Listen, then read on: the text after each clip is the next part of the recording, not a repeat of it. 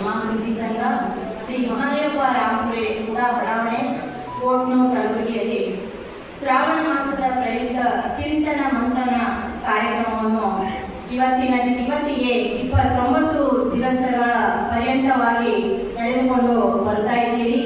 ಅದೇ ರೀತಿಯಾಗಿ ಇವತ್ತಿನ ಈ ಒಂದು ಕಾರ್ಯಕ್ರಮಕ್ಕೆ ನೇತೃತ್ವವನ್ನು ವಹಿಸಿದಂಥ ಡಾಕ್ಟರ್ ವಿಜಯಲಕ್ಷ್ಮಿ ಮೇಡಮ್ ಅವರೇ, ಅದೇ ರೀತಿಯಾಗಿ ಅಧ್ಯಕ್ಷತೆಯ ಸ್ಥಾನವನ್ನು ವಹಿಸಿದಂಥ ಶ್ರೀ ವಿಠಲ್ ಜಯಶೆಟ್ಟಿ ಸರ್ ಅವರೇ, ಅತಿಥಿ ಉಪನ್ಯಾಸಕರಾಗಿ ಆಗಮಿಸಿದಂಥ ಶ್ರೀ ಮಂಜುನಾಥ್ ಹೇಮಾಡಿ ಸರ್ ಅವರೇ, ಅದೇ ರೀತಿಯಾಗಿ ಶ್ರಾವಣ ಮಾಸದ ಚಿಂತನ ಮಂಥನದ ಅಧ್ಯಕ್ಷರು ಶ್ರೀ ಗೌಡಪ್ಪ ಸರ್ ಅವರು, ಪೊಲೀಸ್ ಪಾಟೀಲ್ ಸರ್ ಅವರೇ, ಹಾಗೂ ಈ ಬಡಾವಣೆಯ ಹಿರಿಯರು ಆದಂತಹ ನಮ್ಮ ಸ್ಕೂಪಿಗೆ ಮಾರ್ಗದರ್ಶನ ಆದಂತಹ ಶ್ರೀ ಬಾಬುರಾವ್ ಕುಲಕರ್ಣಿ ಸರ್ ಅವರೇ, ಅದೇ ರೀತಿಯಾಗಿ ಈ ಕಾರ್ಯಕ್ರಮ ನಿರ್ವಹಣೆಯನ್ನು ಹೊಂದಿರುವಂತಹ ಡಾಕ್ಟರ್ ನಾಗರಾಜ್ ಬಡ್ಗೆ ಸರ್ ಅವರೇ, ಈ ಒಂದು ಬಡಾವಣೆಯ ನಾಗರಿಕರು ಮತ್ತು ಹಿರಿಯರು ಹಾಗೂ ಮಹಿಳೆಯರು ಮತ್ತು ನನ್ನ ಮುದ್ದು ಮಕ್ಕಳು, ಇವರೆಲ್ಲರಿಗೂ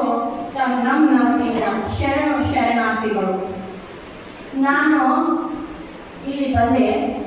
ಮೇಡಮ್ ಸರ್ ಅವರು ನಮ್ಮ ಆಹಾರದ ಬಗ್ಗೆ ಮತ್ತು ಅದನ್ನು ಯಾವ ರೀತಿ ಅಳವಡಿಸ್ಕೋಬೇಕು, ಆಮೇಲೆ ದಿನನಿತ್ಯದಲ್ಲಿ ನಾವು ಕ್ಷಣಕ್ಕೂ ಸಮಸ್ಯೆ ಇದೆ ನಮ್ಗೆ, ಅವೆಲ್ಲ ನಾವು ನೆಗ್ಲೆಕ್ಟ್ ಮಾಡ್ತೀವಿ, ಅವೆಲ್ಲ ಲಕ್ಷ್ಯ ವಹಿಸೋಕ್ಕಿಲ್ಲ.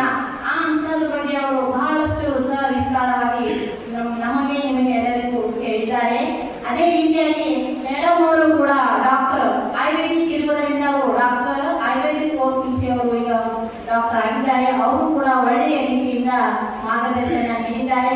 ಇವರಿಬ್ಬರು ಈ ಎಲ್ಲ ವಿಷಯದ ಬಗ್ಗೆ ಹೇಳ್ತಿದ್ದಾಗ ನನಗೇನು ಅನಿಸ್ತಂದ್ರೆ, ನಾ ಏನು ಹೇಳಬೇಕು ಅನ್ನೋದನ್ನ ನಾ ಮರ್ತೇನಪ್ಪ ಇದೆಲ್ಲ ಕೇಳಿ ಅಂತ ನನಗೆ ಆ ವಿಚಾರ ಬೆಳೀತು ಸರ್ ಮತ್ತು ಮೇಡಮ್ ಅವರಿಗೆ.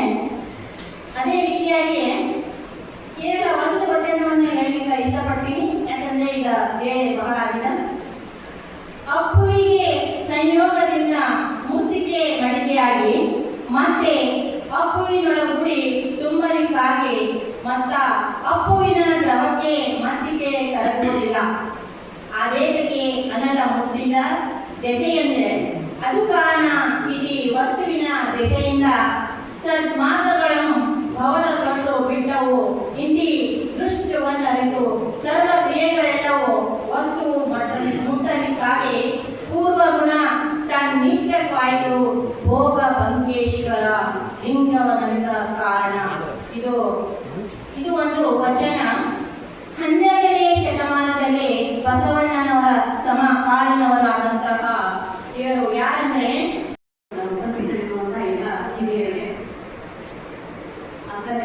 ಎಲ್ಲರಿಗೂ ನನ್ನ ನಮಸ್ಕಾರಗಳನ್ನು ಹೇಳ್ತೀನಿ.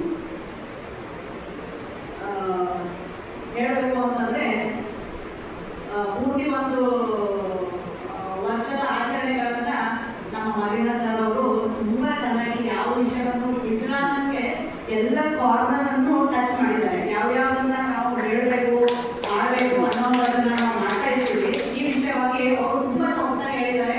ಆಮೇಲೆ ಯಾರಿಗೂ ಬ್ಯಾಸಗಿ ಬಲ್ಲ ಅಂತ ಹೇಳ್ಬಿಟ್ಟು ಒಂದೊಂದು ಎಕ್ಸಾಂಪಲ್ ಕೊಟ್ಬಿಟ್ಟು ಕಥೆಗಳನ್ನ ಹೇಳ್ಬಿಟ್ಟು ಅದನ್ನ ಅಷ್ಟು ಚೆನ್ನಾಗಿ ಮನಸ್ಸಿಗೆ ಮುಟ್ಟೋ ಹಾಗೆ ಆ ವಿಷಯಗಳನ್ನ ಅವರು ತಿಳಿಸ್ಕೊಟ್ಟಿದ್ದಾರೆ.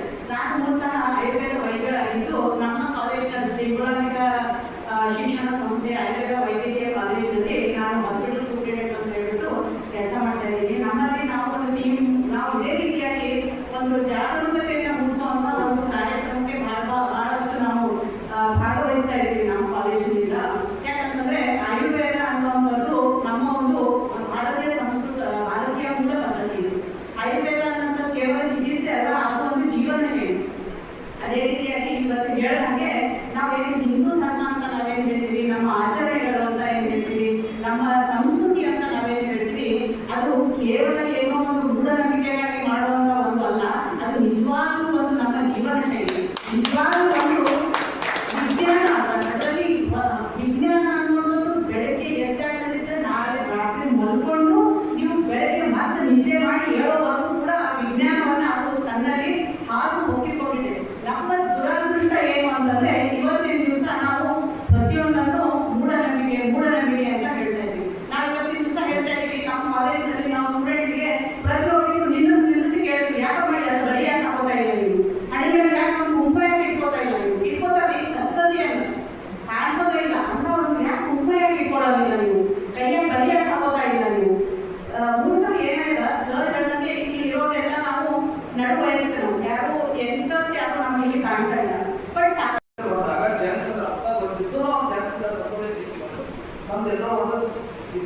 ಸತ್ತ ಆ ವಿದ್ಯಾಶಕ್ತಿ ನಮ್ಮ ಜ್ಞಾನ ಬೇಕಾಗ್ತದೆ.